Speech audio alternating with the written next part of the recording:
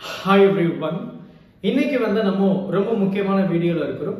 Tamil Nadu engineering admission 2024 க்கு நீங்க apply பண்ணிருந்தீங்க அப்படினா கண்டிப்பா நீங்க உங்களுடைய ரேங்க் லிஸ்ட்க்கு வெயிட் பண்ணிட்டு இருப்பீங்க. சோ நமக்கு பாத்தீங்கன்னா இந்த TNA மே 6th ரெஜிஸ்ட்ரேஷன் ஓபன் பண்ணிருந்தாங்க. அதுக்கு அப்புறம் ஜூன் 12 நம்மளுடைய ரேண்டம் நம்பர் ரிலீஸ் பண்ணிருந்தாங்க. இப்போ நம்ம ரொம்ப ஆவலா எதிர்பார்க்கக்கூடியது என்ன அப்படினு பாத்தீங்கன்னா இந்த ரேங்க் லிஸ்ட். ஏன் ரேங்க் லிஸ்ட் அவ்வளவு முக்கியமா இருக்கு அப்படின்னு பாத்தீங்கன்னா நம்மளுடைய ரேங்க் லிஸ்ட பேஸ் பண்ணி நமக்கு காலேஜஸ்ல சீட் அவைலபிலிட்டியும் நம்ம ஈஸியா தெரிஞ்சுக்கலாம். ரேங்க் லிஸ்ட் மட்டும் இல்லங்க, இதுல கம்யூனிட்டி ரேங்க்னு இன்னொன்னு இருக்கு. சோ ஜெனரல் ரேங்க் அப்படின்னு ஒன்னு இருக்கு, கம்யூனிட்டி ரேங்க் அப்படின்னு ஒன்னு இருக்கு. சோ நமக்கு ஜெனரல் ரேங்க் ரொம்ப முக்கியமா, கம்யூனிட்டி ரேங்க் ரொம்ப முக்கியமா அப்படின்னு பாத்தீங்கன்னா ஜெனரல் ரேங்கை விட கம்யூனிட்டி ரேங்க் தான் ரொம்ப முக்கியமானதா நம்ம பார்க்கிறோம். அதை நம்ம இன்னொரு வீடியோல ரொம்ப டீடைல்டா அனலைஸ் பண்ணிக்கலாம். சோ இப்போ இந்த வீடியோல நம்ம என்ன பேச போறோம் அப்படின்னா, நீங்க நாளைக்கு டிஎன்ஏ வெப்சைட்ல போயிட்டு லாகின் பண்ணி ரேங்க் லிஸ்ட் நீங்க பார்க்க போறீங்க. இந்த ரேங்க் லிஸ்ட் எந்த டேட் எந்த டைமிங்ல எனக்கு ரிலீஸ் பண்ணுவாங்க அப்படின்னு பாத்தீங்கன்னா, இதுக்கு முன்னாடி வருஷம் வரைக்குமே பாத்தீங்கன்னா மதியத்துக்கு முன்னாடி, அதாவது ஃபர்ஸ்ட் ஹாஃப்லயே நமக்கு ரேங்க் லிஸ்ட் ரிலீஸ் பண்ணிடுறாங்க. சோ மேக்ஸிமம் நம்ம நாளைக்குமே அப்படிதான் எதிர்பார்க்கலாம். சோ நம்மளுடைய ரேங்க் லிஸ்ட் நாளைக்கு மதியத்துக்குள்ள ரிலீஸ் பண்ணிடுவாங்க. இப்போ சப்போஸ் நீங்க உங்களுடைய ரேங்க் லிஸ்ட் நீங்க செக் பண்றதுக்கு டிஎன்ஏ வெப்சைட்ல போயிட்டு எல்லாமே கொடுக்குறீங்க, யூசர் ஐடி பாஸ்வேர்ட் எல்லாமே கொடுத்து உள்ள போயிட்ட பிறகு ரேங்க் லிஸ்டே வரல அப்படின்னா என்ன பண்ணலாம்?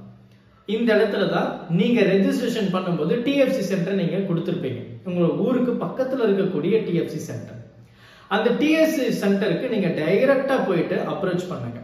சோ டைரக்டா போயிட்டு எனக்கு இந்த மாதிரி ரேங்க் லிஸ்ட் வரல, எனக்கு ஸ்போர்ட்ஸ் கேட்டகரியில ஏதோ ஒரு மிஸ்டேக்ஸ் இருக்கு, நான் இந்த மாதிரி ஸ்காலர்ஷிப் அந்த எஸ்சி சைடு வரேன் அப்படின்னா நான் அந்த சர்டிபிகேட்ஸ் அப்லோட்ஸ் கொஞ்சம் தப்பா கொடுத்துட்டேன். இந்த மாதிரி உங்களுடைய குவரிஸ தீர்த்து வைக்கிறதுக்கு ஜூலை 11ல இருந்து ஜூலை 20 வரைக்கும் 10 நாள் நமக்கு டைம் கொடுக்கறாங்க.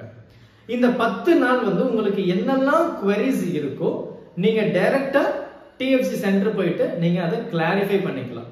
குறிப்பா உங்களுக்கு ரேங்க் லிஸ்டே வரல அப்படின்னா உங்களுடைய அப்ளிகேஷன்ஸ் ரிஜெக்ட் ஆயிடுச்சு அப்படின்லாம் அர்த்தம் கிடையாது. ரிஜெக்ட் ஆயிருந்ததுன்னா ரேண்டம் நம்பரே உங்களுக்கு வந்திருக்காது. சோ கண்டிப்பா உங்களுடைய அப்ளிகேஷன் ஏத்துக்கிட்டாங்க, ஆனா ஏதோ ஒரு மிஸ்டேக்ஸ் இருக்கு. அந்த மிஸ்டேக்ஸை நீங்க ரெக்டிஃபை பண்றதுக்கு டிஎஃப்சி சென்டர் போறது தான் one of the best method அப்படின்னு சொல்லலாம்.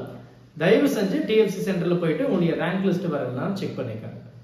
சரி சார், எனக்கு ரேங்க் லிஸ்ட் வந்துருச்சு, இதுக்கப்புறம் நான் என்ன பண்ணணும்? இதுக்கப்புறம் நம்மளுடைய டிஎன்ஏ வெப்சைட்ல ஸ்கெடியூல் போடுவாங்க, கவுன்சிலிங் ஸ்கெடியூல். எந்த டேட்ல என்ன மாதிரி கேட்டகரியில வர்றவங்களுக்கு ரேங்க் விச் மீன் கவுன்சிலிங் நடக்க போகுது.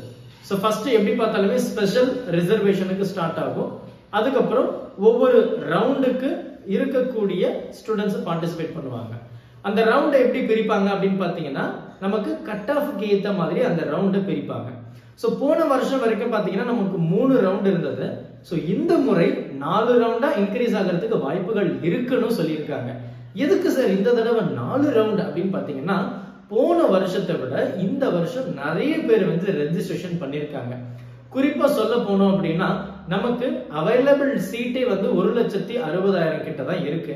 ஆனா ரெஜிஸ்ட்ரேஷன் பண்ணது பாத்தீங்கன்னா 2,40,000க்கு மேல ரெஜிஸ்ட்ரேஷன் பண்ணிருக்காங்க.